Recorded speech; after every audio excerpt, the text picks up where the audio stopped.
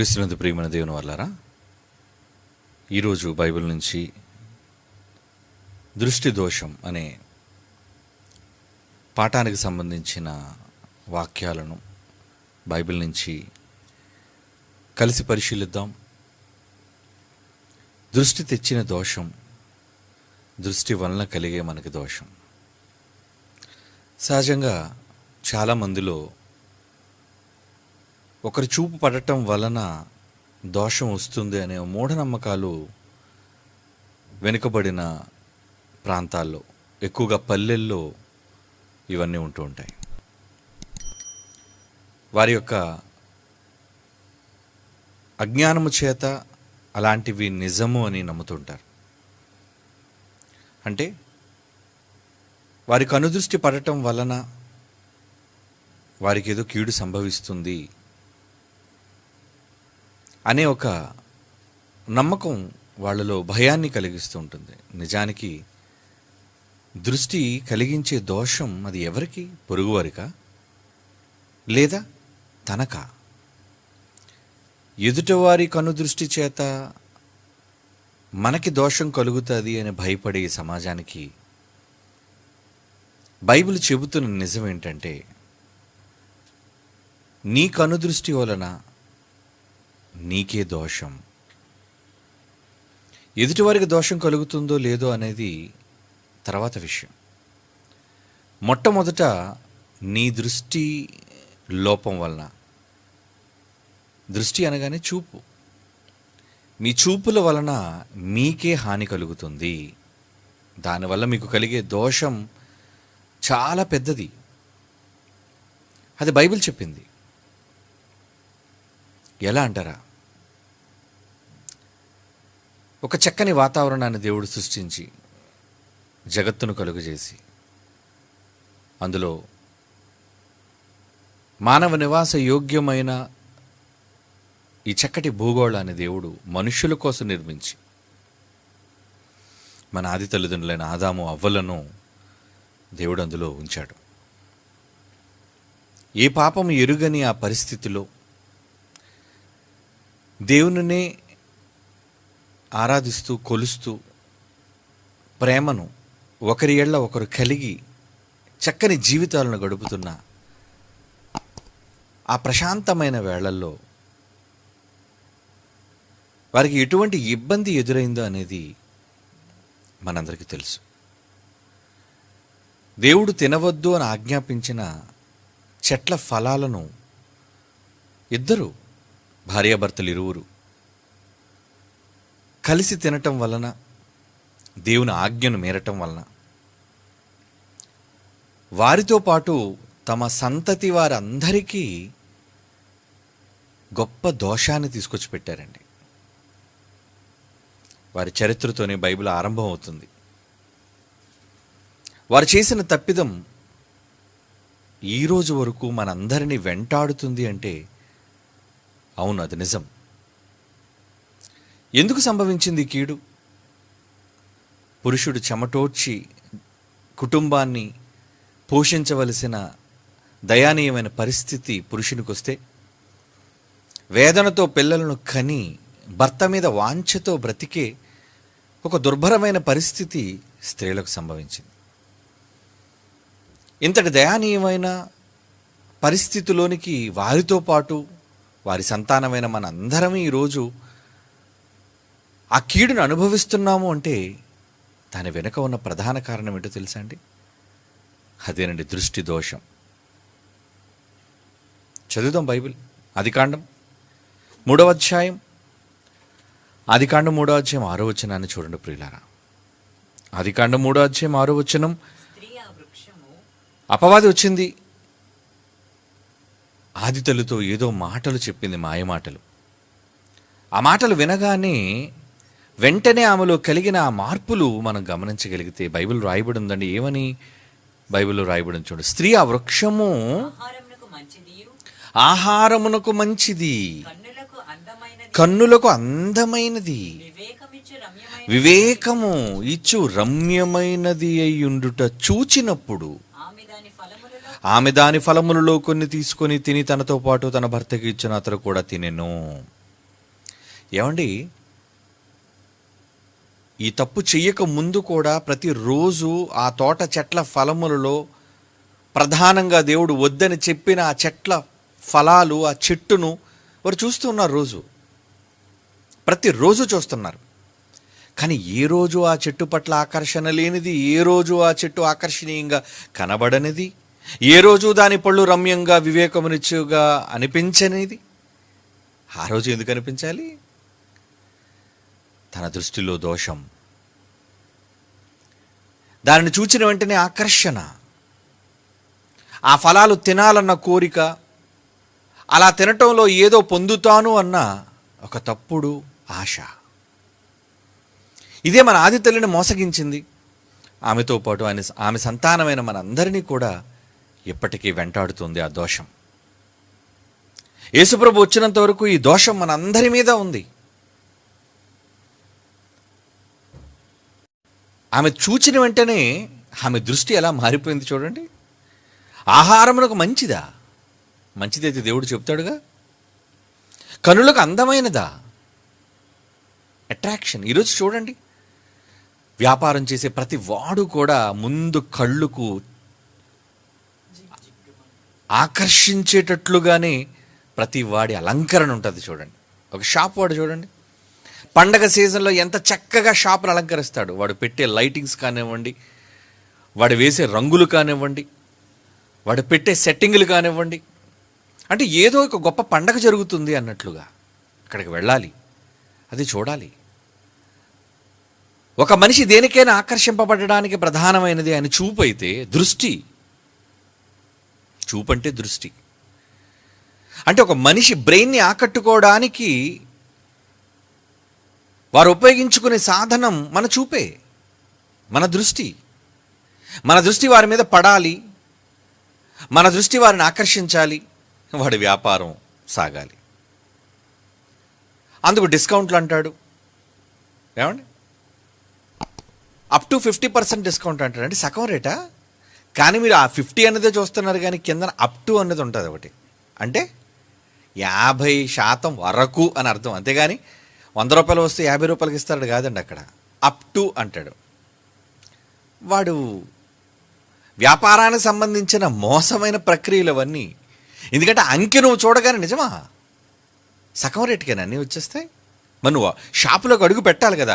ఆ పెట్టిన తర్వాత వాడిని నమస్కారం పెట్టడం, నీకు కుర్చీ వేయటం, వాడు నీకు చూపించే మర్యాద. ఏమండి, ఈ మధ్య చూడండి పెద్ద పెద్ద షాపింగ్ మాల్స్లో నమస్కారం పెడతారు, మీ కుర్చీ వేస్తారు. ఎంత వినయం, ఎంత విధేయత. దాంతో మనం ఎలా ఫీల్ అయిపోతుంటే ఏదో మనం ఏదో మహారాజుల్లో ఫీల్ అయిపోతాం. ఓహో, వీళ్ళంతా మనకి ఎంత మర్యాద గౌరవాన్ని ఇస్తున్నారంటే మనం చాలా గొప్పవాళ్ళం అన్నమాట. సార్ అని, మేడం అని మిమ్మల్ని పిలవటం వల్ల అంతగా గౌరవిస్తున్నప్పుడు నేనేం కొనండి అని వెళ్ళిపోతే అది నీకు సిగ్గుచేటు. కనుక కొన్ని చెప్పుకోలేని పరిస్థితుల వలన నువ్వు అక్కడ తలదించక తప్పదు, ఏదోటి కొనక తప్పదు. ఇవన్నీ మాయ. ఈ మాయ అంతా ఎందుకు జరిగింది చెప్పండి? ఆ కంట్లో నీకు అది పడ్డం వల్లనే. అవునా? ఆ బోర్డు చూసావు, నువ్వు లోపలికి వెళ్ళకుండా ఉండలేకపోయావు. ప్రియులారా, బైబిల్లో చెప్పిన ఈ సందర్భంలో కనుదృష్టి ఎంత దోషాన్ని ఈ సమాజానికి మిగిల్చిందో అన్నది మన ఆది తల్లి ప్రధాన సాక్ష్యం. వివేకమిచ్చు రమ్యమైనది ఉండి చూచినప్పుడు ఏంటి వివేకం అందులో ఉందా? పండులో ఇచ్చేసిందట, ఇవి నమ్మేసిందట. ఈరోజు మనకు కనిపించే అడ్వర్టైజ్మెంట్స్ అంటారు. ప్రతిదీ కూడా మిమ్మల్ని ఆకట్టుకొని మీ చూపులో వాడు మాయ, వాడు మోసం అంతటిని ఇమిడ్చి నిన్ను తన దగ్గరకు ఆకర్షించుకుంటాడు. ఇదంతా ఎవరిదనుకున్నారు? వాడి దగ్గర నేర్చుకున్నారు. మాయగాడు, విశ్వమాయగాడు. కనుక మీ దృష్టిని ఆకర్షించటం, నిజంగా ఆమె చేసిన ఆ తప్పు వలన ఈరోజు యావత్ సంతతి, ఆమె గర్భాన పుట్టిన సంతతి అంతా కూడా ఎంతగా నలిగిపోతున్నాం. ఉదయాన్నే మనకు ఎందుకు ఈ కష్టాలు చెప్పండి? పని కోసం మనం ఎందుకు ఈ ప్రాకులాట చెప్పండి?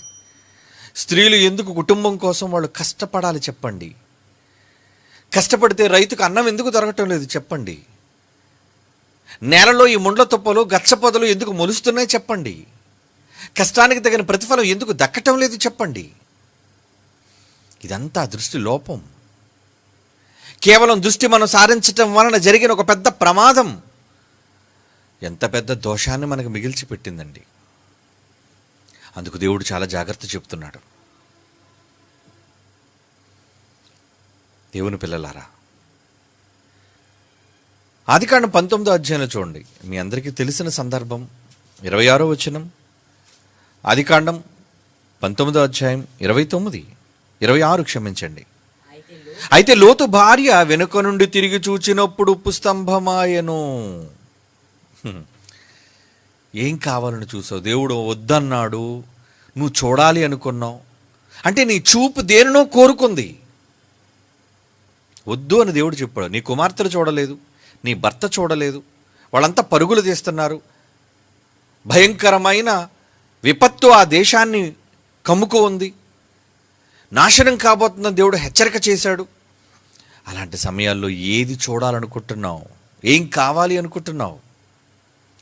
నీ దృష్టిని ఉప్పు స్తంభంగా మిగిల్చేసింది కదా, నీ జీవితాన్ని తగలబెట్టేసింది. కేవలం చూడాలనుకున్నది. ఏమండి, లోతు భార్య వెనక నుండి తిరిగి చూచి ఉప్పు స్తంభం అయిపోయింది. దేవుని పిల్లలారా,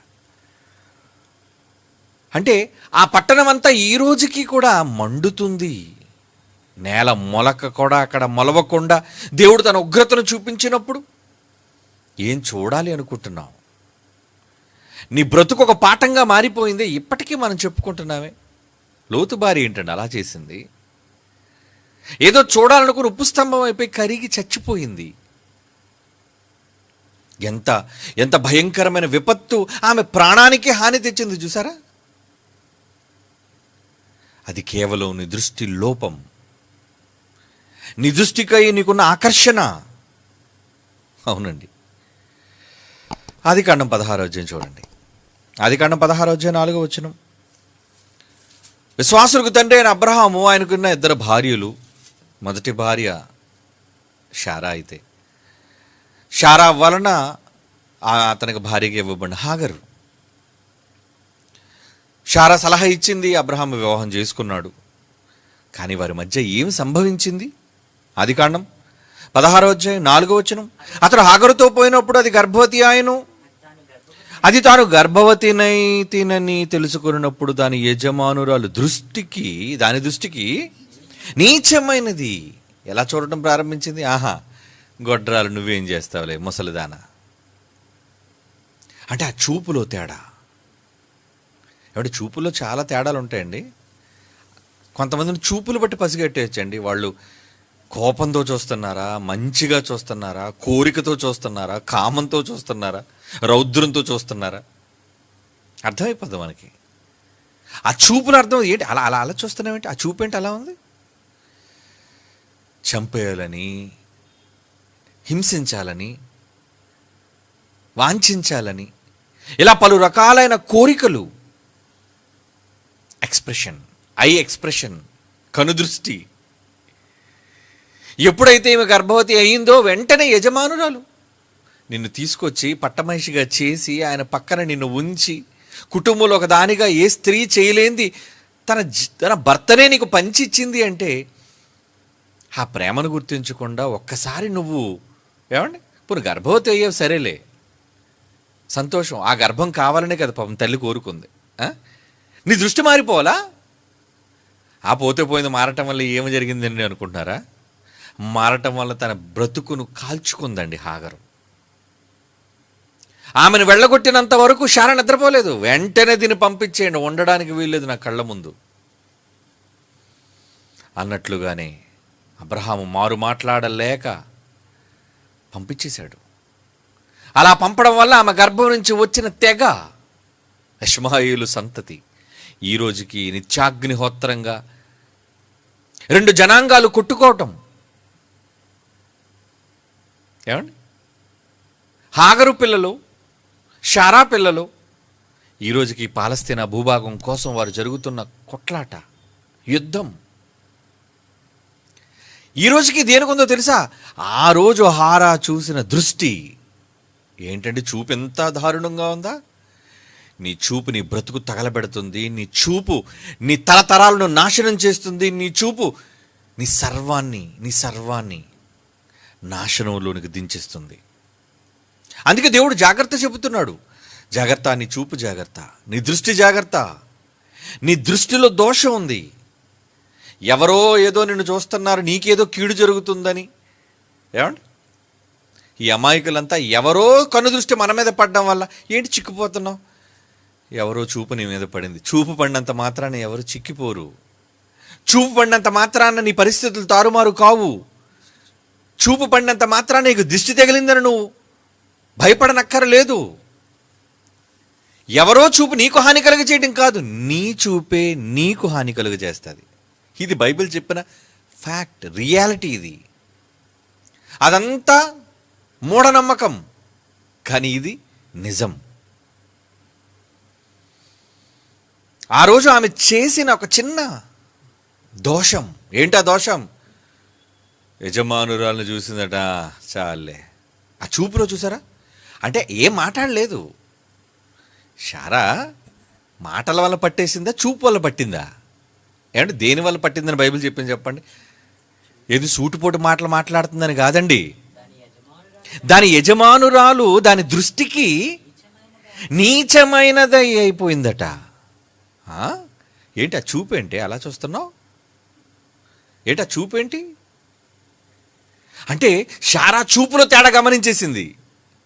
అప్పటి వరకు నేను చెబితే తల దించుకొని ఉండే ఇది ఈరోజు చూపు పైకెత్తి నన్ను కిందకు చూస్తుంది అంటే దీన్ని ఉంచడానికి వీల్లేదు. మొత్తానికి వారిద్దరి మధ్య రగిల ఆవేశాలు, ఆమెను బయటికి పారద్రోయడాలు, ఆ తరువాత జనాంగం ఆమె గర్భం నుంచి రావడాలు, అది నేటికి కూడా భూమిని మండించడాలు, ఇదంతా దృష్టి దోషం కాదంటారా? చూపులో ఎంత ప్రమాదం ఉందా? చూపులో ఎంత ప్రమాదం ఉందా? ఆమె బ్రతుకుని ఎలాగా కాల్చుకుంది, భర్తకు దూరం అయిపోయింది, అంతేనా? హాగర్ జీవితం కాలిపోలేదా? ఆ ఎడారిలో ఎందుకండి ఆమెకి తిప్పలు? ఎందుకు వెళ్ళవలసి వచ్చింది చెప్పండి ఆ పరిస్థితుల్లోనికి? చూపు తగ్గించుకుంటే ఎంత బాగున్ను? నీ దృష్టి నీ దోషం, నీ దృష్టి నీ దోషాన్ని బయటపెట్టింది. అందుకు నీ జీవితం అంతా కూడా కన్నీటిమయంగా మారిపోయింది. బిడ్డకు నీరు దొరక్క అరణ్యంలో నువ్వు రోదిస్తుంటే దేవుడు కనికరించి నీకు నీటి బుగ్గను పుట్టించాడు. కానీ ఆ తర్వాత తర్వాత తర్వాత తర్వాత దోషం దోషం దోషం దోషం. ఈరోజు భయంకరమైన ఉగ్రవాదం, ఆత్మాహుతి దళం ఎక్కడి నుంచి పుట్టాయి? ఆమె చూపు వల్లే కాదా? ఇజ్రాయిల్స్లో కాదండి. ఆత్మాహుతిగా ఏమండి మానవ బాంబులుగా మారిన వాళ్ళలో, ఆత్మాహుతి దళాలుగా మారిన వాళ్ళు ఎవరి సంతానం? ఇశ్రాయేలు సంతానం కాదండి. వీళ్ళు పొగరబోతులే. ఇశ్రాయేలు పొగరబోతులే కావచ్చు, కానీ వీడు చచ్చిపోతూ ఎదుటివాడిని చంపాలనుకునే మనిషి మాత్రం కాదు. కానీ హాగర్ గర్భాన జన్మించిన వాళ్ళు మాత్రం ఈరోజు ఐసిస్ తీవ్రవాదులు చూడండి, క్రూరంగా కుత్తుకలు కొయ్యడాలు, భయంకరంగా మనిషి రక్తాన్ని కళ్ళ చూడ్డాలు. ఈరోజు అది వెంటనే మనం భయపడుతున్నామంటే ఇదంతా ఒక చిన్న దృష్టి లోపం. నీ దృష్టిని సరిచేసుకో, నీ చూపును భద్రపరుచుకో, జాగ్రత్త. నీ దృష్టి, నీ చూపే నీకే దోషాన్ని తెచ్చిపెడుతుంది.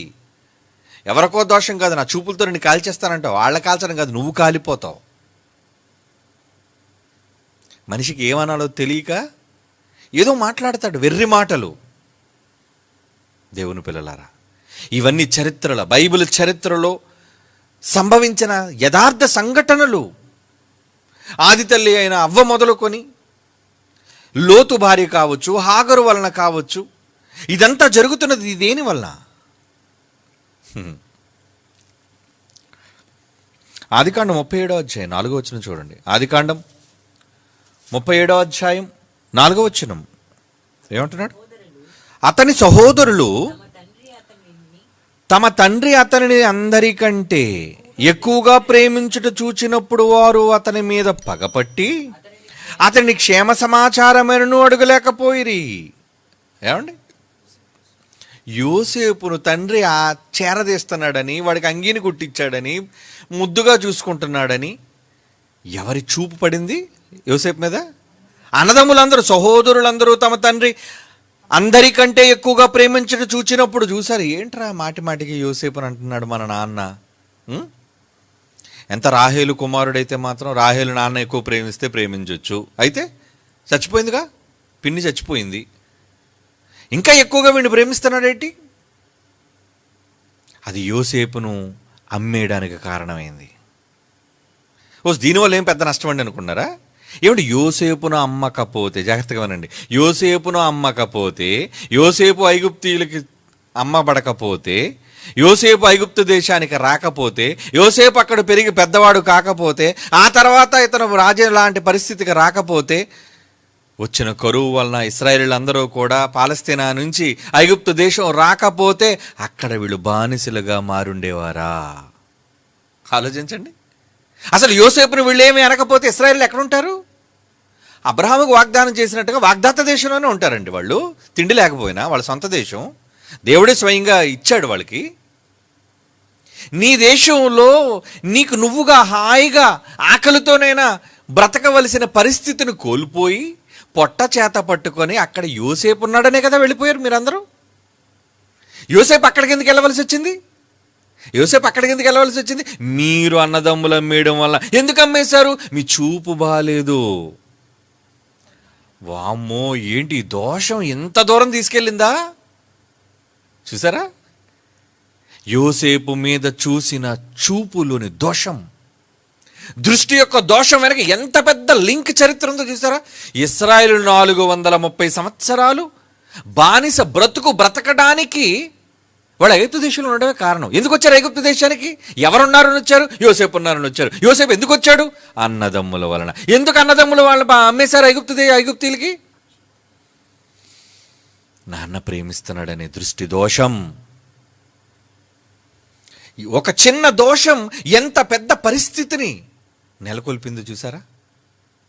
ఏమండి, ఇవన్నీ విన్నప్పుడు మీ చూపులు ఎలా ఉండాలి? మన చూపులు ఎలా ఉండాలి? చూసేటప్పుడు ఆ చూపు మనకు దోషాన్ని తెచ్చేటట్లుగా ఉంటే వెంటనే ఆ చూపుని చాలా జాగ్రత్తగా ఉండాలండి. అమ్మో, అంటే భావి తరాలకు ఒకవేళ ఈ చూపు వల్ల ఇంత పెద్ద ప్రమాదం పొంచి ఉంటుందా? అవును, బైబిల్ చెప్పింది. అతని సహోదరులు తమకంటే అతనిని తమ అందరికంటే ఎక్కువగా ప్రేమించడం చూచినప్పుడు వారు పగపట్టారు. ఎంత కీడు తెచ్చుకున్నారండి.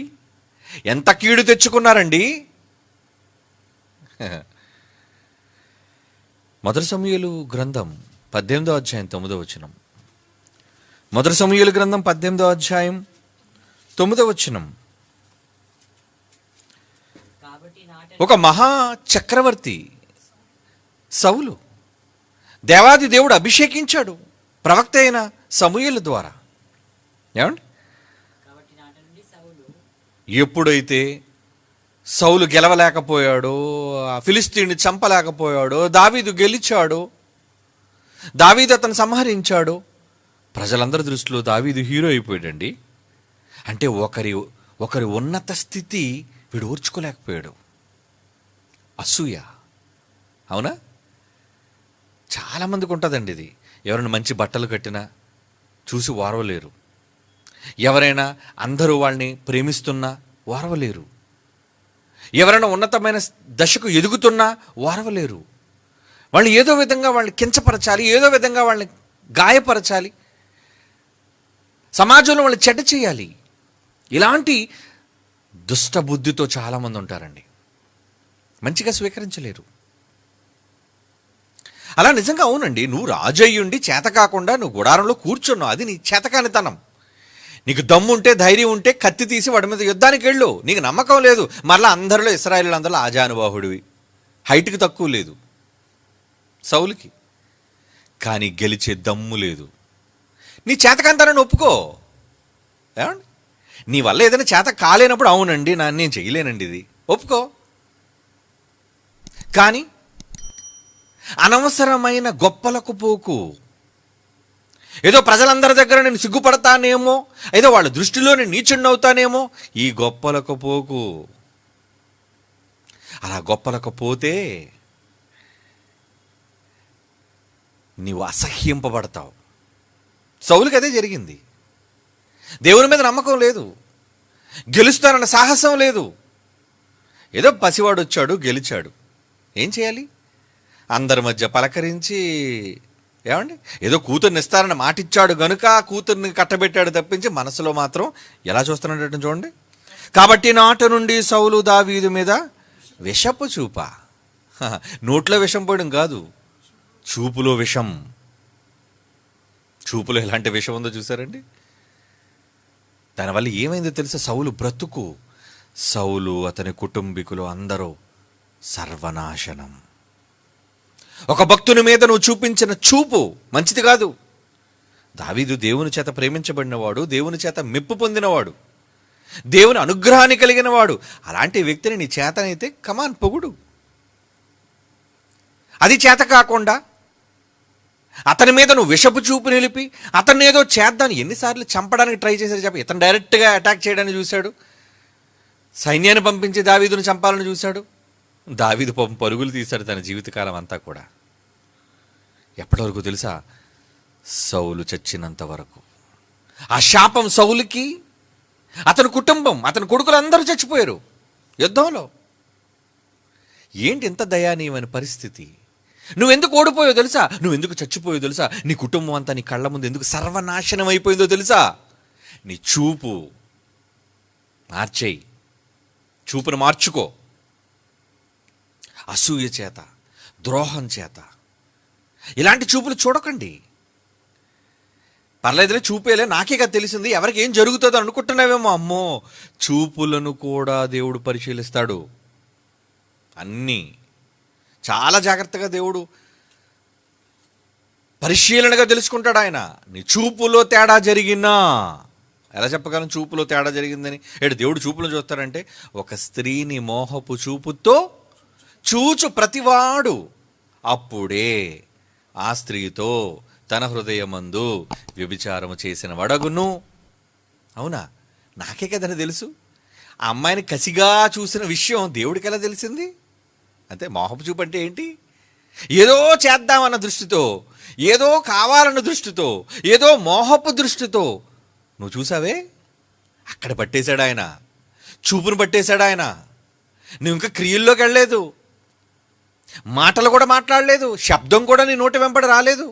ఆలోచించండి ఒకసారి, ఏం జరుగుతుంది? ఏం జరుగుతుంది? నీ దృష్టి నీకు ఎంత ఇబ్బంది, నీ చూపు నీకు ఎంత విపత్తును కలుగజేస్తుంది. మొదటి నుంచి నేర్చుకున్నామే, చూపు వల్ల కలిగిన దోషం దృష్టి దోషం. సృష్టి లోపం కాదు, సృష్టి దోషము కాదు, నీ దృష్టి దోషం. ఆ చూపు చూడండి ఎలా ఉంది. ఏంటి ఆ చూపు? ఏంటి? ఎవరైనా తిట్టా అనుకోండి, కొంతమంది చూడండి తెలిసిపోద్దండి వాళ్ళ ముఖంలో, వాళ్ళ ఎక్స్ప్రెషన్స్లో. ఎక్స్ప్రెషన్స్ అంటే ముక్కు, ఏమండి, బొగ్గలు, నోరు, వీటి వల్ల కాదండి, ఆ చూపులో అర్థమైపోద్ది. ఎందుకంటే ఏ మనిషినైనా ముందు మనం కళ్ళే చూస్తాం. మనం తిట్టిన వెంటనే ముందు తలదించుకుని ఏమన్నారు అనుకోండి, ఏమండి, అంటే ఎక్స్ప్రెషన్స్ ఏమి ఇవ్వలేదు అనమాట. కానీ లోపల కొంతమంది పొడి చేస్తుంటారు, మర్డర్ చేసేస్తుంటారు, కనబడదు. కానీ అని చూసారనుకోండి, అంటే నీ ముందే ఎక్స్ప్రెషన్. ఏంటి ఆ ఎక్స్ప్రెషన్? ఏంటిది అంటే, నువ్వు నన్ను అనేవాడివి, నేను పడేవాడిని. తిరస్కార దృష్టి అంటారు దాన్ని. కొంతమంది లోపల తిరస్కరిస్తారు, కొంతమంది అప్పుడే ఇమీడియట్గా ఆ చూపులోనే ఎఫెక్ట్ వచ్చేస్తుంది వెంటనే. చూసారా? అది నీ దృష్టి దోషం చుట్టుకుంటుంది నీకు. కళ్ళు ఎటు తిప్పుతున్నావు జాగ్రత్త. ఓర చూపులు చూస్తున్నావా? కళ్ళు ఎటు తిరుగుతున్నాయి? చాలా జాగ్రత్తగా ఉండాలి. ఎందుకంటే మహానుభావుడు చూపులు కూడా పట్టేస్తున్నాడు కదా. ఏదో చేస్తే పట్టేశారంటే అర్థం ఉందండి, చెయ్యకుండా ఇది ఎక్కడ తలపోటండి. కళ్ళు తిప్పితే పట్టేస్తున్నాడండి, కళ్ళు తిప్పితే నేరం అంటున్నాడేంటి? అది ఎవరికి కనబడదు కదా, నా బ్రెయిన్కే కదా అర్థం అవుతుంది. కానీ నీ బ్రెయిన్ ఆయనకు తెలుసు, నువ్వేం ఆలోచిస్తున్నావో, నువ్వు దేనికోసం అనుకుంటున్నావో తెలుసు. అక్కడ పట్టేస్తాడు నిన్ను. సౌలు జీవితం బుగ్గిపాలైపోయింది కదండి, సర్వనాశనం. అందుకే దేవుడు అంటున్నాడు చూడండి, కీర్తన గ్రంథం 101వ కీర్తనలోని 5వ వచనం, 101వ కీర్తనలోని 5వ వచనం, అహంకార దృష్టి గలవారిని, గర్వించిన హృదయం గలవారిని దేవుడు నేను సహింపను. నేను ఒప్పుకోనరా. ఎవరిని ఏదైనా చెప్పేటప్పుడు తలదించుకొని విను. నీ గర్వపు చూపొద్దు. నువ్వు ఒకళ్ళు గర్వంతో చూస్తే నాకు నచ్చదురా, నచ్చదన్నాడు దేవుడు. నువ్వు గర్విష్టి చూపు నాకు నచ్చదు, నాకు ఇష్టం లేదు. అహంకార దృష్టికి గలవారిని, ఏంటి అహంకారం దృష్టిలో కనబడుతుంది ఏంటి? అహంకార దృష్టి అంటున్నాడు ఏంటి? అహంకారం మాటల్లో కదా కనబడుతుంది. పొగరబోతైన వాడు మాటల్లో పొగరగా కనబడతాడు, కానీ దృష్టి అహంకారం ఏంటి? నీ చూపులో కూడా తేడా ఉంది. అహంకార దృష్టి గలవారిని, గర్వించిన హృదయం గలవారిని నేను సహింపను. అస్సలు నేను ఓర్చుకోను అంటున్నాడు చూడండి దేవుడు. అవునా? దేవుడు ఓర్చుకోడు. సామెతలు 6:17 చూడండి. సామెతల గ్రంథం 6:17 వచనం, యెహోవాకు అసహ్యమైనవి 6 గలవు, 7 ఆయనకు హేయములు, అవేవనగా అహంకార దృష్టి. అందులో ఇదొకటి. నీ దృష్టి, నీ దోషం నీ కళ్ళలో ఉందిరా, నీ కళ్ళలో ఉంది. కళ్ళు జాగ్రత్త.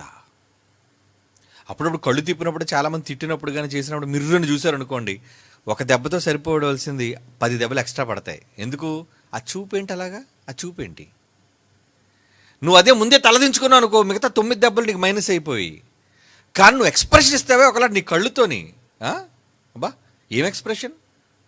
అహంకార దృష్టి, రౌద్రంతో కూడిన దృష్టి, కత్తిపోట్లు లాంటి చూపు, దానికి పడతాది నీకు. అంతవరకు ఎందుకు వెళ్ళడం? నీ దృష్టిని సరిచేసుకో, దృష్టిని బాగు చేసుకోవాలి మనం. సామెతల గ్రంథం 28వ అధ్యాయం 22వ వచనం. సామెతల గ్రంథం 28వ అధ్యాయం 22, చెడు దృష్టి గలవాడు ఆస్తి సంపాదింప ఆతురపడును, తనకు దరిద్రత వచ్చునని వాడికి తెలియదు. నీకెందుకు దరిద్రం తాండవేస్తుందో తెలుసా? ఏంటండి ఈ మధ్యన అంత దరిద్రం అండి అంటారు. ఎందుకు దరిద్రం? నీ చూపు దరిద్రం రా. దేవుడు చెప్తున్నాడు ఇక్కడ. దరిద్రం నీకు ఎందుకు వచ్చిందో తెలుసా? ఎవడో నాకు దిష్టి పెట్టాడండి అంటావు. నువ్వు పిచ్చోడివి. అర్థం కాక, దేవుడు చెప్పిన మహాజ్ఞానం తెలియక నువ్వేమనుకుంటున్నావు? ఎవడో నాకు దిష్టి పెట్టాడండి. దిష్టి పెట్టాడని ఏం చేస్తావు? ఏ బొమ్మ నిన్ను దిష్టి నుంచి తప్పించలేదు. ఏదో పాపం ఇంటి ముందు కట్టుకుంటావు అమాయకుడివి. ఆ చూపు అంతా ఏదో ఆడిమింగేస్తున్నట్టు. ఏమండి? నరఘోష, దండం తల్లో, ఈ దండం ఆటో మీద రాస్తుంటారు. నరఘోష నీకు నమస్కారం అంటే, నమస్కారం పెడితే నరఘోష మానేస్తుంది ఏంటి? మరి దండం పెట్టాడు రెడ్డి వెళ్ళిపోతారా మనం అని. నీకు వచ్చే కీడు రాక మానదు. నువ్వు ఎక్కడున్నా వెంబడిస్తుంది నిన్ను. నువ్వు దానికి నమస్కారం పెట్టినా, నువ్వు దండాలు పెట్టినా అది నిన్ను వదలదు. వెంబడించేది నరఘోష కాదు నాయన, నీ ఘోష, నీ కన్నుల ఘోష, నీ కన్నుల ద్వారా నువ్వు ఇచ్చే మాటలు. అబ్బో కళ్ళు చాలా సంగతులు చెప్తాయి తెలుసా మీకు? కళ్ళుతో మాట్లాడుకోవడం. ఏమండి? మనం అనుకుంటాం నోరే మాట్లాడుతుంది అనుకుంటాం, కళ్ళు కూడా మాట్లాడుతుండోయ్. ప్రేమ అంతా దేని నుంచి మొదలవుతుంది? ఇద్దరి మధ్యన అట్రాక్షన్. Hi hello అనరండి. ముందు చూస్తారు, వాళ్ళు చూస్తారు, ఏదో చూసారులేండి అనుకుంటా. మళ్ళీ రెండోసారి చూస్తారు, నా పక్క చూస్తున్నారు లేదా, మళ్ళీ వాళ్ళు చూస్తారు, కరెక్ట్ అయింది ఎక్కడేదో. అవి చూపులు మాట్లాడుకోవడం అనుకుంటారు. భాష, కన్నుల భాషది. ఏమండి? అంటే ఈ కళ్ళ ద్వారా అన్నీనా? అన్నీ కళ్ళతో మొత్తం చెప్పేస్తా అంత విషయం అంతా కూడా అంత అర్థమైపోతుంది. మరి ఎందుకు అన్నారు, ఏంటి దాని సైన్ ఏంటో మూడో వ్యక్తి మనకు తెలీదు. ఏమనుకుంటారు? కన్నుల భాష. అదే నీకు దోషాన్ని తెచ్చిపెడుతుంది. అవి మాట్లాడే మాటలు, అవి చెప్పే సంకేతాలు, వాటి వలన పొంచి ఉండే ప్రమాదాలు నువ్వు తెలుసుకో. నువ్వు తెలుసుకోకపోతే నీ బ్రతుకు ప్రమాదంలో పడిపోతుంది. జాగ్రత్త, కంట్రోల్. తలపోటు ఎవరైనా చూస్తే ఏదో అనుకోవడం వల్ల తలదించేసుకోవడం మంచిది. ఎందుకంటే ఏం చూస్తే ఏమనుకుంటారో తెలియదు మనకి. ఏమండి? మనం మంచిగా ప్రేమగా చూసినా ఏదో రకంగా చూసారనుకున్నాను అనుకోండి, అయిపోయాం అనమాట మనం. కనుక అలా చూస్తున్నప్పుడు మనం ఎందుకు చూడటం, రెండోసారి మనం సిగ్నల్ అందించినట్టుగా ఎందుకు ఉండటం, టక్ మన తలదించేయడమే. చూస్తారు వర్క్ అవ్వట్లేదు భాష, అంటే కమ్యూనికేషన్ కనెక్ట్ అవ్వలేదు. కనుక ఏమవుతుంది, చూపు మారిపోతుంది. చూస్తున్నాడు నీ పక్క, నువ్వు తలెత్తి చూడలేదు అనుకో, ఏమవుతుంది, అలా చూస్తాయి. ఈ చూపుతో మనకేమి భాషకి ఏమీ మనకి వినబట్టలేదు, డైవర్ట్ అయిపోతుంది కళ్ళు. లేదు, కళ్ళు భాషకు పడ్డావో అంతే, అమాయకుడిగా నటిస్తాడు, మంచివాడిగా నీ దగ్గరకు చేరుతాడు, ఆ తర్వాత నీ బ్రతుకును ముంచేస్తాడు. ఆడదే కానీ మగవాడే కానీ. ఏమండి, చూపులు కలిసిన శుభవేళ అనకు. ఏమండి, శుభవేళ కాదు, నీకు దారుణమైన వేళ, నీకు భయంకరమైన వేళ. నమ్మం. అలాగే ఎంతోమందిని చూసి ప్రేమించుకున్నోళ్ళే పేకోసాడు, అమ్మేశాడు, మోసగించాడు. ఇవన్నీ జరిగే చూపుల వల్లే, నీ దృష్టి దోషం. కనుక ముందు నీ దృష్టిని సరి చేసుకో. ఎవరి దృష్టిని మనం ఏం చేయలేము. ఏమండి, 100 మంది మనలో 100 మంది 100 రకాలుగా మనం చూసి అనుకోనివ్వండి, మనకేంటి, ముందు మన దృష్టి బాగోవాలి, మన దృష్టి జాగ్రత్తగా ఉంచుకోవాలి. యెషయా గ్రంథం 5వ అధ్యాయం 15వ వచనం. ఇలాంటి దృష్టి గల వారందరి పరిస్థితి ఫైనల్గా ఏమవుతుందో దేవుడు చెప్తున్నాడు చూడండి. అల్పులు అణగదొక్కబడుదురు, ఘనులు తగ్గించబడుదురు, గర్విష్ఠుల చూపు తగ్గును. ఏమండి, పాతాళానికి పోయిన తర్వాత నీ చూపు తగ్గిపోద్ది. తగ్గించేస్తానంటున్నాడు, తగ్గించేస్తాను నీకు. నువ్వు ఎన్ని చూపులు చూసావో ఆ చూపులన్నిటినీ నేను కంట్రోల్. ఎక్కడ నువ్వు చూడడానికి కుదరదు. కళ్ళు లేవు కదండి అంటే ఆత్మకు చూపు ఉంది, కనుగుడ్లు కాదు. నువ్వు అమాయకుడు కనుక నల్లగుడ్డికి తెల్లగుడ్డికి చూపు ఉందని నువ్వు అనుకుంటున్నావు. రెటీనాగా లేదు పవర్, లోపల ఉన్న స్పిరిట్కి ఉందా పవర్, ఆత్మశక్తి అది. కనుక అక్కడున్న ఆత్మకు చూపు ఏం చేస్తాడు, తగ్గించబడును. అంటే అక్కడ కూడా వెళ్ళి చూస్తావా, ఎందుకు చూడు, దూరం నుంచి కనులెత్తి అబ్రహామును చూచి తండ్రివైన అబ్రహాం అంటే అక్కడికి వెళ్ళి ఇటు కళ్ళు తినగలేవన్నమాట. అవతల ఎవరున్నారు, అతని పక్కన ఎవరున్నారు, ఇంటరాగేషన్ అండి. వీడు బాధ ఏది వీడు అనుభవించకుండా, అంటే వాడు కళ్ళు చూసా ఎంత వెతుకుతున్నాయో. వాళ్ళ గర్విష్ఠుల చూపు తగ్గును. భూమి మీద ఉన్నప్పుడు ఎన్ని బేరాలు పలుకుంటాడు, భూమి మీద ఉన్నప్పుడు ఎంత గర్వ మాట్లాడు ఉంటాడు. అక్కడికి వెళ్ళిన తర్వాత అంత తారుమారు. ఇలా గర్విష్ఠులైన వాళ్ళందరినీ కూడా కంట్రోల్ చేయబడతారు అంటున్నాడు చూడండి. ఏమండి,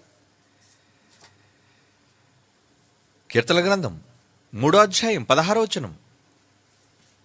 కీర్తన గ్రంథం 3వ అధ్యాయం 16వ వచనం. సియోను కుమార్తెలు, వాళ్ళు ఎలాంటి వాళ్ళు చెప్తున్నాడు చూడండి. సియోను కుమార్తెలు గర్విష్ఠురాండ్రై మెడచాచి నడుచుచు, ఓరచూపులు చూచుచు, ఏమండి, కులుకుతూ నడుచుచు, తమ కాళ్ళ గజ్జెలను మ్రోగించుచున్నారు. అబ్బా, ఎలాంటి చూపులేటండి, ఓర చూపట. ఏంటి ఓర చూపు ఏంటి, ఏదో కావాలన్న చూపు, అది ఓర చూపు అంటే. ఏమండి, అంటే చూపులలోనే నీకు ఇచ్చే సంకేతం ఏంటంటే ఏదో కావాలి, రారా రారా ఇవ్వరా. ఏమండి, చూపులతోనే పిలుస్తారు నిన్ను. ఏమంటున్నాడు, యెషయా గ్రంథం 3వ అధ్యాయం 16వ వచనం కూడా చదువుతాం. యెషయా గ్రంథం 3వ అధ్యాయం 16వ వచనం. కీర్తనలు క్షమించండి. సియోను కుమార్తెలు గర్విష్ఠురాండ్రై మెడచాచి నడుచుచు, ఓరచూపులు చూచుచు, కులుకుతూ నడుచుచు. ఓరచూపా. హోషే గ్రంథం 2వ అధ్యాయం 3వ వచనం. హోషే గ్రంథం 2వ అధ్యాయం 3వ వచనం ఏమంటున్నాడండి దేవుడు, మీ తల్లి పోకిరి చూపు చూడక. ఏంటిరా నీ తల్లి పరిస్థితి ఏంటి, ఒక గౌరవప్రదమైన సాంప్రదాయమైన ఒక భర్తకి ఇల్లాలుగా ఉన్న ఆమె చూపు ఏంటి అలా ఉంది. ఒక మగాడిని నమ్ముకున్న తర్వాత నీ కళ్ళు దించు. దేవుడు అంటున్నాడు, కోపపడుతున్నాడు. ఏమని, నీ తల్లి పోకిరి చూపు చూడక. అంటే చూపులో కూడా పోకిరి చూపు ఉంటుందా, ఆ చూపులోనే అర్థమైపోద్ది. ఆ హోయలు, ఆ కళ్ళు రెప్పలు వాలించటం, ఆ కళ్ళతో చెప్పే సైగలు, ఇది నీకు తగునా? ఒక తల్లి స్థానంలో, ఒకనికి భార్య స్థానంలో ఉన్న నువ్వు, నీ చూపేంటి? నీ పోకిరితనం ఏంటి? దేవుడు అంటున్నాడండి ఈ మాట. అరే వదిలేస్తాను రా దాన్ని అంటాడు కిందకి వెళ్ళేసరికి. వదిలేస్తాను దాన్ని. చూస్తారా? చదువుతారా? చదవండి. మీ తల్లి పోకిరి చూపు చూడకయు దాని స్థలమునకు పురుషులను చేర్చుకొనక ఎవరిని పడితే గుడ్డలు కత్తేసుకుంటావా? అట్లుండునట్లు మీరు ఆమెతో వాదించండి. అది నాకు భార్య కాదు. ఎవరు చెప్పారు అది నాకు భార్య అని? సంసార పక్షమైన ఏ ఇల్లాలు అలా ప్రవర్తించదు. గౌరవప్రదమైన చూపు, సంస్కారవంతమైన చూపు. ఒకరికి ఇల్లాలుగా ఉన్న తర్వాత పరాయి పురుషుడు వచ్చి మాట్లాడితే ఎలా మాట్లాడతావు? ఓర చూపులు చూసి మాట్లాడతావా? పైనుంచి కింద వరకు తడుతూ స్కాన్ చేస్తూ మాట్లాడతావా? లేరనుకుంటున్నారు అంటే ఆడవాళ్ళు చాలా నీచులు, దౌర్భాగ్యులైన వాళ్ళు ఉంటారండి. పురుషుల్లోనూ ఉంటారు, స్త్రీల్లో ఉంటారు. ఎక్కువగా పురుషుల్లో ఉంటారు, స్త్రీల్లో కొంతమంది అక్కడక్కడ కనబడుతుంటారు మనకి. ఏమండి? అంటే వాళ్ళ చూపును దేవుడు వర్ణిస్తున్నాడు. రే అలాంటి దాంతో నేను ఉండనురా, కనుక వారి యందు నేను జాలిపడను. ఆ చూపులు బాలేవు, నాకు నచ్చలేదు. ఆ చూపు చూసే విధానం నాకు నచ్చలేదు. పోకిరి చూపురా మీ అమ్మది, పోకిరి చూపు అంటున్నాడు చూడండి. తన జీవితం బుగ్గిపాలైపోయింది. దేవుడు విడిచిపెడితే ఏమవుతుంది చెప్పండి? నాశనం. నాశనం. ఏమండి? యెషయా గ్రంథం 10వ అధ్యాయం 12వ వచనం. యెషయా గ్రంథం 10వ అధ్యాయం 12వ వచనం. నేను అష్షూరు రాజు యొక్క హృదయ గర్వము వలన ఫలమును బట్టి, అతని కన్నుల అహంకారపు చూపును బట్టి శిక్షేస్తాను నేను. శిక్ష. ఆ చూపేంట్రా? నీ దృష్టికి నీకే దోషం. నీ చూపులే నీ ప్రమాదానికి కారణం. నీ చూపులే నా నుంచి శిక్ష నీకు రావడానికి కారణం అంటున్నాడు దేవుడు. ఆ గర్వపు దృష్టి ఎందుకురా? నీ చూపు తగ్గిపోతే ఆటోమేటిక్గా నీ మనసు, ఎందుకంటే నీ మనసు దాన్ని బట్టే నీ చూపు ఉంటుంది. నీ చూపులో తగ్గింపు ఉండాలంటే, నీ చూపులో చెడు లేకుండా ఉండాలంటే ముందు నీ మనసు పవిత్రంగా ఉండాలి, నీ దృష్టి పవిత్రంగా ఉండాలి. నీ దృష్టి చూసేది బ్రెయిన్. ఇది కేవలం ఇమేజ్ని సప్లై చేసే కనుగుడ్లండి. దోషం ఇందులో లేదు. దృష్టి దోషం అంటే ఈ ఇమేజ్, నీ కళ్ళు రిసీవ్ చేసుకునే ఇమేజ్ బ్రెయిన్కి పంపిస్తే ఇంపల్సెస్, బ్రెయిన్కి సంకేతాలు వెళ్తాయి.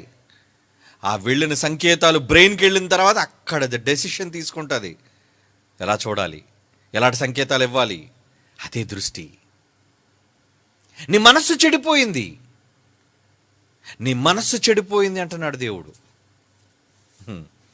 అలాంటి దారుణమైన పరిస్థితుల్లో ఈ సమాజం ఎందరూ లేరు చెప్పండి? ఎవరి వల్ల నీ దృష్టికి దోషం కాదు, నీ దృష్టి వల్ల నీకే దోషం. ఇది బైబిల్ చెబుతున్న నిజం. ఎందుకంటే దేవుడు ఎప్పుడు కూడా అందరినీ గమనిస్తుంటాడు. అందుకు భక్తులు ఏమంటున్నాడు చూడండి. 119వ కీర్తనలోని 37వ వచనం. 119వ కీర్తనలోని 37వ వచనంలో ఏమంటున్నాడు చూడండి. బాబోయ్, ఈ చూపు వల్ల ఎంత దరిద్రం ఉందా, ఎంత పరిస్థితులు ఉన్నాయా. అలా అయితే వ్యర్థమైన వాటిని చూడకుండా నేను గుడ్డివాడిని అయిపోయినా బాగున్ను, నా కళ్ళు తిరిగిపోయినా బాగున్ను, తిప్పేసుకుంటాను నా కళ్ళు. తిప్పేయి. నీ కళ్ళే తిరిగిపోతే నీ దృష్టిలో లోపం ఉండదు, నీ దృష్టి వలన దోషం నీకు రాదు. అందుకే ప్రారంభంలో నీకు ఏదైనా కనబడితే కమాన్, క్లోజ్ యువర్ ఐస్, దృష్టి మార్చేసుకో. ఎవరిని చూడనొద్దు, పోకిరితో చూడొద్దు, ఓరచూపులు చూడవద్దు, అహంకారంతో చూడనవసరం లేదు, మోహపు చూపుతో చూడవలసిన పని లేదు. ఆహా, అన్నిటినీ అప్పుడే నీ కళ్ళు నేత్రాలు మూయబడితే, నీ చూపు త్రిప్పుకుంటే డైవర్షన్, నీకు దోషం ఉండదయ్యా. నా కళ్ళు త్రిప్పి. అందుకే ఏమాలి? అప్పుడు నువ్వేమాలి? ఎటువైపు నీ దృష్టి మళ్లించాలో తెలుసా? 25వ కీర్తనలోని 15వ వచనం. 25వ కీర్తనలోని 15వ వచనంలో ఏమంటున్నాడు చూడండి. వ్యర్థమైన వాటిని చూడకుండా నీ కన్నులు తిప్పుకోవాలి అంటే, నా కను దృష్టి ఎల్లప్పుడూ నా దృష్టి అంతా కూడా యెహోవా వైపునకే తిరిగి ఉన్నది, యెహోవా వైపునకే తిరిగి ఉన్నది. ఆయన పక్క తిప్పేసుకుంటా నా కళ్ళు. ఏదైనా పనికిరానిది నాకు కనబడితే నేను ఆయన్ని చూస్తాను. ఆయన చూస్తే నాకు ఆనందం, ఆయన చూస్తే నాకు ఆహ్లాదం, ఆయన చూపులో, ఆయన చూడటంలో నాకు ఎంత ఉత్తేజం. అటువైపు మళ్ళించేసుకో, నీ దృష్టి మళ్ళించేసుకో. నా కనుదృష్టి ఎల్లప్పుడూ యెహోవా వైపునకే తిరిగి ఉన్నది. యెషయా గ్రంథం 33:15 చివరి మాట చూడండి. యెషయా గ్రంథం 33:15. లంచం పుచ్చుకొనకుండా తన చేతులను మలుపుకొని, హత్యను మాట వినకుండా చెవులను మూసుకొని, చెడుతనం చూడకుండా కన్నులను మూసుకుని వాడు ఉన్నత స్థలమును నివసించును. నీ దృష్టిని నువ్వు జాగ్రత్తగా కాపాడుకుంటే నువ్వు ఉన్నత స్థలాల్లో ఉంటావు. నీ దృష్టిని నువ్వు బాగు చేసుకుంటే నువ్వు ఉన్నత స్థలాల్లో బ్రతుకుతావు అంటున్నాడు దేవుడు. యోబు అంటున్నాడు, అందుకే ప్రభువా నేను నా కళ్ళతో నిబంధన చేసుకుంటానయ్యా. నేను నిబంధన చేసుకుంటాను నా కళ్ళతో. నేను అనవసరంగా ఎవరిని చూచి నా మనసు పాడు చేసుకొని అనుకోవటం లేదు. ఎందుకంటే చూపు ఏమిటి, చూడగానే మన దృష్టి మళ్ళించిపోయేటట్లుగా ఈరోజు సమాజంలో ఎలా ఉన్నారండి, వ్యవస్థలు ఎలా ఉన్నారు చెప్పండి. ఏమండి, మగవాళ్ళు ఎక్స్పోజింగ్ ఏమీ లేదండి. ఎప్పుడూ ప్యాంటు షర్ట్ వేసుకొని ఉంటాడు మగాడు. ఎప్పుడో ఆ పనికిమాలిన ఆ సినీ సంబంధించిన వాళ్ళు షర్ట్లు ఇప్పేసి రోడ్ల మీద తిరిగితే, లేదంటే కండలు చూపిస్తుంటేనే ఎవరైనా మనసు పాడైపోద్దేమో కానీ సహజంగా సర్వసాధారణంగా మగవాళ్ళందరూ కూడా బట్టలు కప్పుకొని ఉంటారు. కానీ ఆడవాళ్ళు చూడండి, ఏమనంటే మాకు స్వేచ్ఛ, ఫ్రీడమ్ అని ఏం చేస్తావు? టైట్ ఫిట్ బట్టలు వేసుకొని నీ వంపు సొంపులు నీ కనబడేటట్లుగా సమాజానికి కనబడుతున్నప్పుడు, వాటి నువ్వు చూపిస్తున్నప్పుడు మిగిలిన వాళ్ళ కళ్ళు ఏమవుతాయి? ఏమండి, చూసే మీ తప్పు కాదు, చూపించే నా తప్పు కాదంటారా? అసలు ఎందుకు చూపించాలి, వాడు ఎందుకు చూడాలి? ఏమండి, మళ్ళీ వీళ్ళు ఏం మాట్లాడతారు? మేము ఇప్పుకొని తిరుగుతామండి, నువ్వు చూడాలంటే. నువ్వు ఇప్పుకొని తిరిగితే ఇంట్లో ఇప్పుకొని తిరుగు పో. రోడ్డు మీదకి ఎందుకు వస్తావు? వీధిలోకి రాకు. నీకు గుడ్డలన్నీ ఇప్పుకొని తిరగాలి అంటే పో, లోపలికి పో, నీ ఇంటిలో ఉండు. ఇది సమాజం. ఈ సమాజంలో పిల్లలు ఉన్నారు, ఈ సమాజంలో పెద్దలు ఉన్నారు, ఈ సమాజంలో సంస్కారవంతులు ఉన్నారు, ఈ సమాజంలో మంచి వాళ్ళు ఉన్నారు. అలాంటి మంచి వాళ్ళని పాడు చేసే నీ దౌర్భాగ్య ప్రక్రియలు, నీ దిక్కుమాల స్వాతంత్రపు నినాదాలు వద్దు. మాకు నచ్చిన డ్రెస్ వేసుకుంటామండి, వేసుకో అమ్మా. నువ్వు బ్రతుకుతున్నది చంద్రమండలం మీద కాదు, అంగారకం గ్రహం మీద నువ్వు బ్రతికితే నీకు నచ్చినట్టు బ్రతుకు. ఎవడు నిన్ను అడిగేవాడు లేడు, నిన్ను చూసేవాడు లేడు. నీ వస్త్రధారణ ఏంటి, నీ వేషధారణ ఏంటి? ఏమండి, ఈ స్కిన్ ఫిట్ బట్టలేంటి, ఈ ఎక్స్పోజింగ్ ఏంటి? వాడు కన్నులు చెడిపోక ఏమవుతుంది? నీకు దోషం. దానివల్ల చూసినందుకు వాడికి దోషం, చూపించినందుకు నీకు దోషం. ఎందుకంటే నువ్వు కూడా చూసుకుంటావు కదా. నువ్వు చూసుకోవా? అద్దంలో 10 సార్లు పైనుంచి కింద వరకు తడువుకొని తడివి ఎలా కనబడుతున్నానని 360 డిగ్రీల్లో యాంగిల్లో మొత్తం నువ్వు చూసుకొని ఇలా ఉంటే ఆకర్షణగా ఉన్నానా లేదా అనుకోరే కదా నువ్వు ఎందుకు తయారవుతున్నావు? ఎదుటి వాళ్ళని ఆకర్షించేటట్లుగా సంస్కారవంతంగా తయారవడం తప్పు కాదండి. ఎదుట వాళ్ళని నీ ముగ్గులోకి దింపేటట్లుగా నువ్వు తయారవడం తప్పు. నీ ఎక్స్పోజ్ చేస్తూ నువ్వు చూపించి ఎదుటి వాళ్ళని ఆకట్టుకోవాలనుకోవడం తప్పు. నీ వల్ల దృష్టి చెడిపోతుంది అనేక మందికి. దేవుడు అంటున్నాడు, అందుకే దేవుడు అంటున్నాడు, ప్రకటన గ్రంథం 3:18 అండి. ప్రకటన గ్రంథం 3:18 దేవుడు చెబుతున్నాడు ఏమని? రెండో మాట, ప్రకటన గ్రంథం 3:18 రెండో మాట, నీకు దృష్టి కలిగినట్లు, నీ దృష్టి బాగుపడాలి అంటే నీ కన్నులకు కాటుక నా యొద్ద కొనుక్కొనుమని నీకు బుద్ధి చెప్పుచ్చున్నాను. కాటుకు కొనుక్కోండి అంటే ఐటెక్స్ కాటుకు కొనుక్కొని రాసుకోమని కాదు, కాజల్ కాటుకు పెట్టుకోమని కాదు అక్కడ ఉద్దేశం. నేను చెప్పే ఈ మాటలు నీకు కాటుకగా నీ కళ్ళకు ఒకవేళ ఉండగలిగితే నువ్వు బాగుంటావు. నీ దృష్టి నీకు దోషాన్ని ఇవ్వదు. అది దేవుడు చెబుతున్నాడండి. నీకు దృష్టి కలుగునట్లు అంటే నీ దృష్టి పవిత్రంగా మారాలి అంటే, నీ చూపు నీకు దోషాన్ని ఇవ్వకుండా ఉండాలి అంటే నీ కన్నులకు కాటుక. కన్నులకు కాటుకెందుకు? సహజంగా ఈ కన్నులకు కాటిక పెట్టడం వల్ల ఎప్పుడు కంటి మీద ఐబాల్ మీద డస్ట్ ఎప్పుడు క్లియర్ అవుతుంటుందండి. కాజల్ పెట్టడం వల్ల ఏమంటే అదే కాటుక, ఆ నల్లటి కాటుక పెట్టడం, రెప్పలకు పెట్టడం వల్ల అది అలంకారకు సంబంధించింది కాదండి. నువ్వు రెప్పలు మాటికి గుడ్డు మీద రెప్పలు వేయటం వల్ల, మగవాళ్ళు అయితే చాలామంది ఇస్లాం వాళ్ళు సుర్మా అని పెడుతుంటారు, అది నల్లగానే ఉంటుంది కళ్ళకి. ఎందుకు పెడుతున్నారు? నీ కంటికి చల్లదనం, నీ కనుగుడ్డుకు రక్షణ. మాటికి నీ రెప్పలు పడ్డం వల్ల అది క్లీన్, ఎటువంటి మలినాలు దాని మీద లేకుండా అది బాగు చేసే ప్రక్రియ. అందుకు కాటుక పెట్టుకోండి. అందుకే కాటుక వాడుతారు కూడా సహజంగా ఇప్పటికీ, మెడికల్గా కూడా. దేవుడు అదే చెబుతున్నాడు, నా వాక్యాన్ని కాటుకగా మీ కళ్ళకు పెట్టుకుంటే మీ దృష్టి బాగుంటుంది. ఏమండి? చెప్తే వింటారా వీళ్ళు? నువ్వెవడరా మాకు చెప్పడానికి? మా ఇష్టం, మాకు నచ్చింది చేస్తాం, అది మా ఫ్రీడమ్. సామెతల గ్రంథం 30:13 చూడండి, అలాంటి వాళ్ళ కోసం ఏమంటున్నాడు. సామెతల గ్రంథం 30:13 కన్నులు నెత్తికి వచ్చిన వారి తరము కలదు.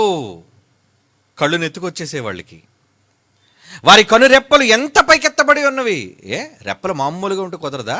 రెప్పలన్నీ గీసుకొని పైకి ఎత్తుకోవడం. అప్పుడప్పుడు చూడండి, రెప్పలన్నీ గీసేసుకొని పై నుంచి చూడతారండి, ఇలాగంటే కళ్ళు ఎప్పుడు ఇలాగ ఉన్నట్టు. ఎందుకలా? పిచ్చి పట్టిందండి సమాజానికి పిచ్చి పట్టింది. కారణం వాళ్ళు అలాంటి వాళ్ళు, కళ్ళు నెత్తికెక్కిన వాళ్ళు. దేవుడు ఆ రోజు చెప్తున్నాడు, కళ్ళు నెత్తికి వచ్చిన తరము కలదు, వారి కను రెప్పలు ఎంత పైకెత్తబడి ఉన్నవి. పొగరబడిపోతున్నారే. అందుకే దేవుడు అంటున్నాడు, ఒకసారి నా కళ్ళు చూడండి, నేను ఎలాంటి వాడిని. మన తండ్రి కానీ ఎలాంటి వాడు. హబక్కూకు గ్రంథం 1:13 చూడండి, ఆయన దృష్టి ఎంత మంచిదట చెప్తున్నాడు. హబక్కూకు గ్రంథం 1:13 నీ కన్ను దృష్టి దుష్టత్వము చూడలేనంత నిష్కళంకం. దుష్టత్వాన్ని చూడట అసలు ఆయన. ఏమండి? అసలు దుష్టత్వాన్ని చూడటండి. ఆయన కళ్ళు మూసుకుంటున్నాడట. ఒక అన్యాయం జరిగితే, ఏమండి, ఒక చెడు కనబడుతుంటే దాన్ని మూసుకుంటున్నాడు. నేను చూడటం ఎందుకు? నేను కళంకాన్ని చూడడానికి ఇష్టపడను. దేవుని కనుదృష్టి దుష్టత్వము చూడలేనంత నిష్కళంకమైనవి కదా. ఏమండి? దేవుడు మన కన్న తండ్రి దృష్టి అలాంటిదైనప్పుడు మన దృష్టిలోని లోపం, మన దృష్టిలోని దోషం. అందుకే దేవుడు మత్తయి సువార్తలో చెప్పాడు ఏమని? మత్తయి సువార్త 6:23 నీ కన్ను చెడినదైతే నీ దేహమంతయు చీకటిమయం, నీ టోటల్ బ్రతుకే డార్క్ అయిపోతుంది అంటున్నాడు. చీకటిగా మారిపోతుంది నీ దృష్టి నీ దేహానికి దోషం. నీ కన్ను చెడినదైతే నీ దేహం అంతయు చీకటిమయమయుండును. కనుక ఎంత ప్రమాదం ఈ కళ్ళలో ఉందో చాలా జాగ్రత్తగా మన దృష్టి అనుకోకుండా పొరపాటును చూడడం వేరండి. పొరపాటును చూచినా ఆ ఇమేజ్ బ్రెయిన్కి వెళ్ళేటప్పుడు అది నువ్వు స్టోర్ చేస్తున్నావా? అది నువ్వు కావాలనుకుంటున్నావా? ఏమండి? మళ్ళించుకొని దృష్టిని. అలా ఉంటే నీకు దోషం రాదు, నీ దేహానికి దోషం తగలదు. ఎవరి దోషం నీకు రావడం కాదు, ఎవరి దిష్టి నీకు తగలడం కాదు, నీ చూపే నీ దిష్టిగా మారి నీకు తగులుతుంది. అదే నీ దృష్టి దోషం. దానివల్ల సమాజంలో ఎన్నో కుటుంబాలు నాశనం అయిపోయి, ఎంతోమంది బతుకులు ఛిద్రమైపోయాయి. బైబిల్లో చూపించిన ఎన్నో వాస్తవాల వలన ఇప్పటికీ ప్రపంచం రగులుతూనే ఉంది, కేవలం దృష్టి దోషం వలన. అది అవ్వ మొదలుకొని, షారా మొదలుకొని, హాగర మొదలుకొని, ఇలా ఎందరు చరిత్రలకి చాలా ఉన్నాయి బైబిల్లో అలాంటి సందర్భాలు.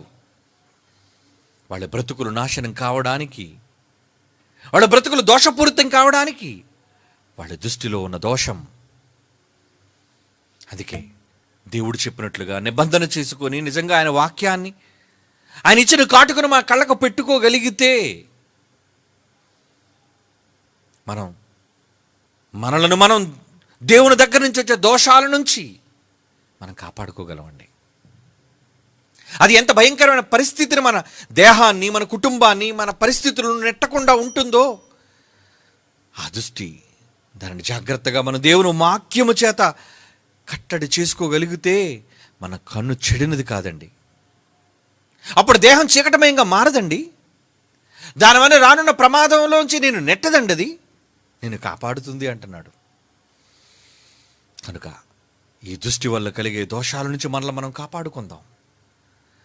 మన కన్నులకు దేవుని వాక్యాన్ని తెచ్చి మన కళ్ళతో నిబంధన చేసుకుందాం.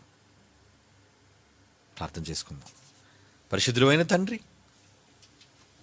మీ కన్ను దృష్టిని కలంకాన్ని చూడలేనంత పవిత్రమైన తండ్రి, కానీ మా దృష్టి అపవాది వలన మోసగించబడి చెడిపోయినదిగా మారిపోతున్న పరిస్థితుల్లో నీ వాక్యాన్ని మాకు కట్టడిగా ఇచ్చి మీరు మమ్మల్ని భద్రపరుస్తున్నందుకు ధన్యవాదాలు. మీ వాక్యం ద్వారా మమ్మల్ని మేము భద్రపరుచుకొని దృష్టి యొక్క దోషం నుంచి మమ్మలను, మా కుటుంబాలను మేము కాపాడుకోగలిగే పరిస్థితుల్లోనికి మమ్మల్ని నిలువబెట్టండి. క్రీస్తు యేసు అమూల్యమైన నామములో ప్రార్థన మీకు సమర్పించుచున్నాము తండ్రి. ఆమేన్.